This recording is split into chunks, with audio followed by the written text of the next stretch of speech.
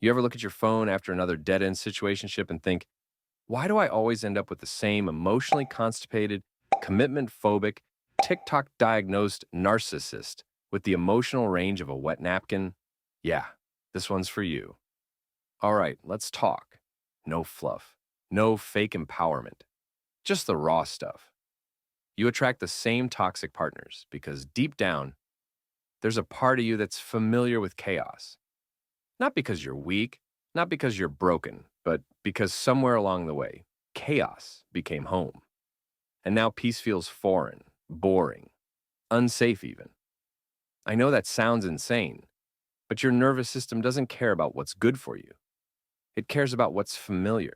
And if inconsistency, emotional whiplash, hot and cold love is what you grew up seeing, feeling, surviving, then your body has mistaken dysfunction for desire.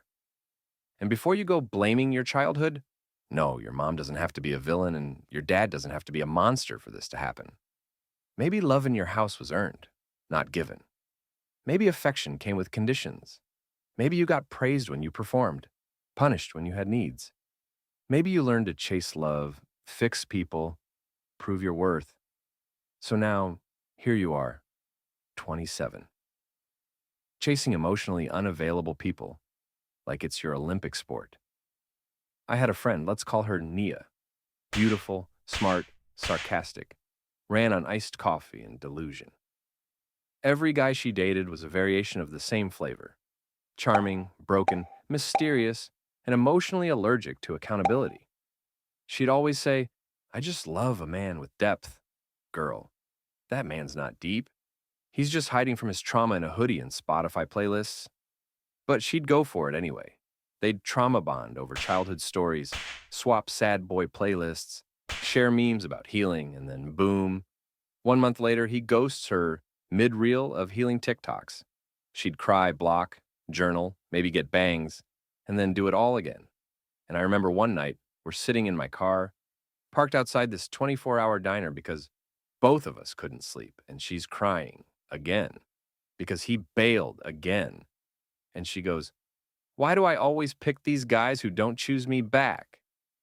And I didn't say anything for a second. I just let it hang. And then I told her the truth.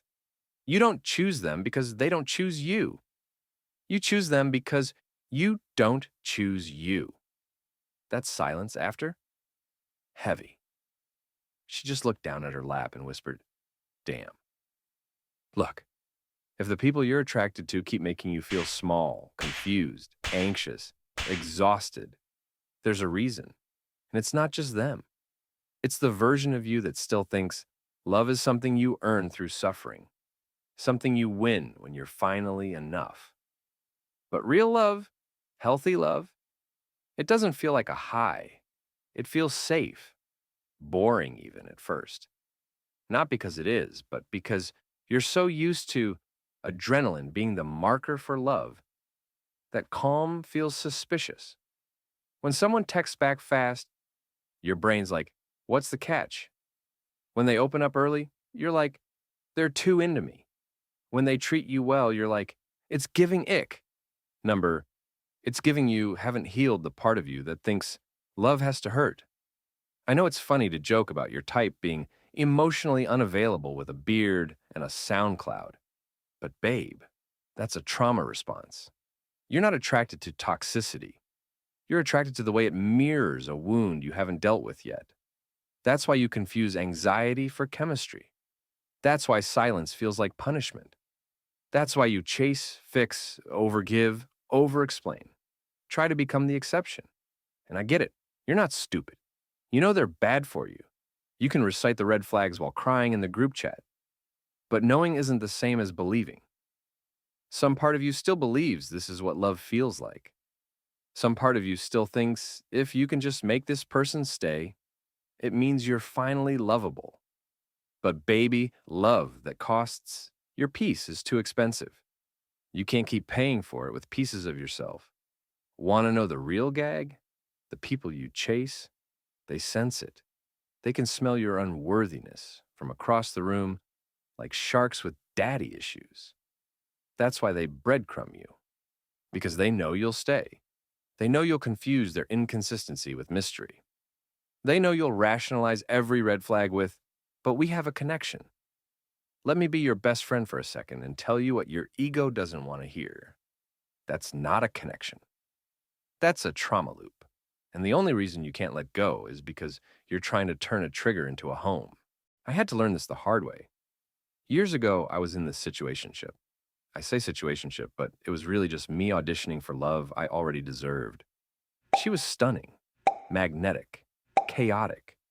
She'd text me at 2 a.m., pour her heart out, tell me I was the only one who got her, and then disappear for a week. She'd gaslight me, then cry when I tried to leave. She'd say, "I'm just scared of how real this feels." Girl. The only thing that felt real was my blood pressure going up every time my phone buzzed. But I stayed. Not because I was dumb, but because I saw her pain and thought loving her hard enough would save her. Spoiler, it didn't. She didn't want to be saved. She wanted to be worshipped for her wounds. And I was the idiot with the altar. It wasn't until I finally walked away that I realized something wild. Loving her wasn't love. It was self-abandonment with a romantic filter. I was addicted to the hope that this time would be different. That if I just loved her better, she'd finally become the version of her I met in my head. But fantasy is a hell of a drug, and hope can be a form of denial when you use it to avoid reality. So if you keep attracting the same kind of person, the kind that drains you, confuses you, disappears on you, manipulates you, breadcrumbs you, there's something in you that needs to be seen and healed. Because the truth is, you don't attract what you deserve. You attract what you believe you deserve. And if deep down you still believe you're too much, too needy, too sensitive, too whatever, then you'll settle for crumbs and call it cake. You'll stay with people who make you feel disposable and tell yourself, at least I'm not alone. But baby, being alone is peace. Being in the wrong relationship is hell. You know what's scarier than being single? Wasting years trying to convince someone to love you properly. Losing yourself just to keep someone else comfortable. Shrinking your light to make sure they don't feel insecure. That's not love. That's emotional codependency in a situationship costume. And you deserve more. But here's the thing. You won't attract better until you believe you deserve better. You won't believe you deserve better until you heal the part of you that accepted less. And healing? That's not cute. It's not aesthetic. It's not just journaling with a crystal and lighting sage on your ex's hoodie. It's uncomfortable. It's lonely. It's looking in the mirror and admitting, yeah, I let people treat me like shit because I didn't know I deserved more. But that moment, that's when everything starts to change. Because once you stop begging to be chosen, you start choosing yourself. Once you stop chasing people who confuse you, you start craving clarity. Once you stop romanticizing chaos, peace starts looking real sexy. It won't be easy. You'll have withdrawals. You'll miss the chaos. You'll crave the highs. But then one day, you'll meet someone who shows up, who sees you, who doesn't make you earn love. And you'll feel suspicious. Like, why are they being nice to me?